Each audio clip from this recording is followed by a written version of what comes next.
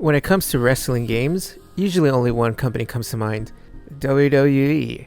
You have the 2K games, the SmackDown vs. Raw games, No Mercy, and Here Comes the Pain. It's much like in real life. When you say the word professional wrestling, most people's mind go to WWE, even when there are other alternatives out there, though they might not be as well known.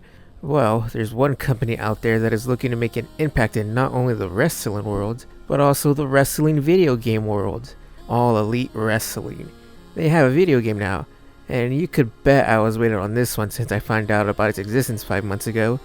It's called Fight Forever, and it's developed by Ukes, who develop games such as Here Comes the Pain, the SmackDown vs. Raw games, and WWE 12, 13, and let's not forget WWE 2K14, my favorite WWE game.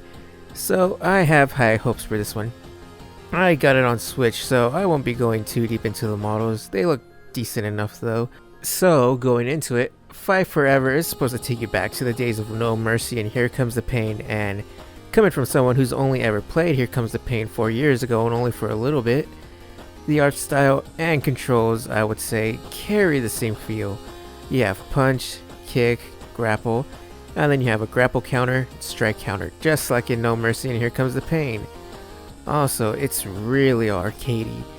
Problem is, I sucked at Here Comes the Pain, so naturally, I suck at Fight Forever.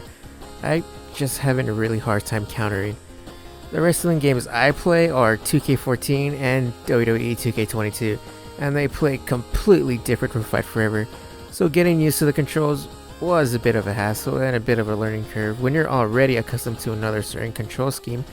But slowly but surely, after spending a fair amount of time with the game, I pretty much got the controls down, and it's pretty fun. This feels like an old 2000s wrestling game, from the way it looks, feels, and plays. The animations, well, they aren't motion captured, so they have that cartoony, non-fluid movement about them, which is fine, it doesn't bother me, but it does look a little bad in certain circumstances. But besides that, Fight Forever is kinda setting the bar for WWE 2K24, because the amount of weapons you have and stuff you can do in a match are pretty crazy. You have a barbed wire bat, a mop, then you have a tire, bottle, a chair, a hockey stick, trash can, cricket sticks, tables, ladders, and thumbtacks. Then you could break the stands, jump off of them, powerbomb your opponent onto the steel steps, the apron, and have an exploding barbed wire deathmatch. It's all pretty crazy. There are 40 weapons in the game overall compared to WWE's 9, so yeah, that is an insane amount of weapons. The only downside being is that weapons break in 2 hits, so that really sucks, and I could never get the table to work properly either, so I haven't been able to do table spots because it's just so flimsy.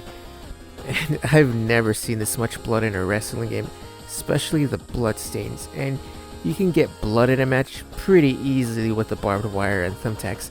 And even the women bleed, and you can have intergender matches. WWE 2K could never. Well, when it comes to create a wrestler, it's not great. It's just fine. You have a few clothes and shorts to choose from with a design already on it, because you can't put any designs on anything. Not on a shirt, not on shorts, pants, elbow pads. There's also not that many hair or face styles, and you can't face shape either. You know, there's just not a lot of stuff going on creation wise.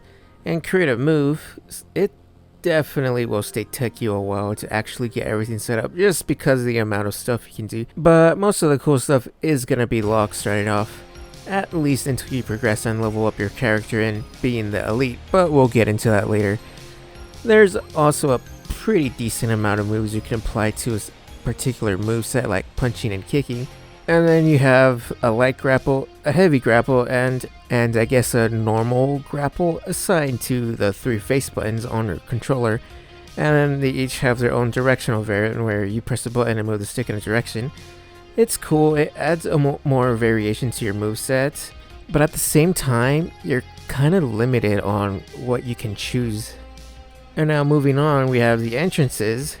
They're okay, there's not much of a point sinking too much time into it because the Entrances only play for about 5 to 6 seconds max, but despite that, there's still a fair amount to do, like applying a filter, changing the camera angle, and adding pyro, which is something you can't do in WWE games anymore, so it's nice to see here. And there's WWE entrances in this game, so that's cool if you want to create a WWE wrestler. And then the entrance music, it ranges from AEW wrestler songs, some production themes, and even Cody Rhodes' theme. And you can use his entrance.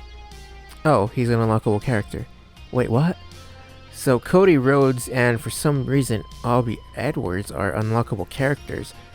Well, that's weird considering one's a referee and one left the company over a year ago. That's almost like a WWE game having a wrestler in it that walked out of the company and was officially let go on their wedding day. Oh. Being the Elite is the game's career mode, and it's okay. You start off as an indie wrestler getting called by Tony Khan and joining AEW for All In, because this is taking place all the way back in 2019 when the company was first starting. So you start off in the Casino Battle Royale for a chance to become the inaugural AEW champion, and depending on whether you win or lose, depends where your story goes. And that's pretty much the gist of it. You go through one calendar year, and in between matches you can quote-unquote go out, where your character goes out somewhere for a stroll on the town to increase their focus, and then sometimes you meet another wrestler and get a picture taken. Or you eat, which increases your stamina, which goes down every time you work out or have a match. Or you could play a mini game, which could range from anything like catching rings that fall and knocking out your opponent out of bounds, or playing trivia about a certain wrestler. Mini games are okay, I guess. I didn't spend that much time with it. And then here you can also level up your character, such as increasing the amount of finisher or signature slots you have, or you could get buffs for whenever you taunt or have a weapon, or you can expand your arsenal of moves like being able to counter mid-air moves, dive to the outside of the ring, kip up, be able to do some springboard moves, stuff like that. So it's almost necessary to do this if you actually want to use a created wrestler in the online or exhibition mode and not get squashed. Oh, and there's also create an arena, which was also pretty bare bones. So AEW Fight Forever is in this weird state. It's okay and pretty fun at the same time. It's fun because of the sheer amount of weapons you can use. The gameplay is pretty fun, despite being able to only use 2 moves before knocking your opponent down. You can actually do quite a bit in a lights out match. You have a bunch of weapons, you could skateboard, you could even break the stage. A normal match is actually pretty fun too, and you can actually chain wrestle. The Casino Battle Royale is alright, I guess. Then you have tag team matches, falls count anywhere matches, and then triple threat and fatal 4-way matches. And you have the exploding barbed wire death matches. These are always pretty fun, but it does get a little repetitive after a while. And of course, best game mode is the lights out match, where everything goes.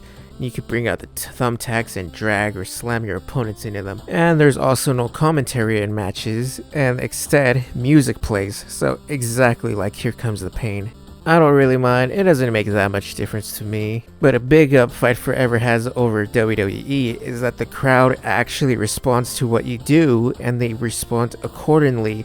Like if you do something extreme like slam your opponent into the thumbtacks or hit them with a chair, they'll actually react pretty loudly, which really adds to the atmosphere. Something that's kind of lacks in 2K22, where they don't really get that loud, or sometimes they just don't react at all. But I am a little disappointed that you can't use a ladder in anything other than a ladder match, and also that other than the exploding barbed wire death match, there's no other types of death matches. Like I expected to be able to use light tubes in a light tube death match, but I guess not. So onto the bad stuff. AEW Fight Forever has no backstage brawls, no handicap matches, and the creation suite kinda blows. So it feels pretty bare bones. From my brief experience with Here Comes the Pain, it had way more content, like a season mode, backstage brawls, and way more match types. Fight Forever, it kinda feels like WWE 2K15 content wise. The one on the PS3 and Xbox 360. And while yes, it is AEW's very first wrestling game, it's not Yuke's first wrestling game. So going into this, I kinda expected Fight Forever to replace WWE 2K22 as my main wrestling game, but after playing it, I just can't see myself pouring in the same amount of time as I did in 2K22. Despite this, it's still fun to go back to every now and then. So when it comes down to it, AEW Fight Forever is a pretty alright alternative.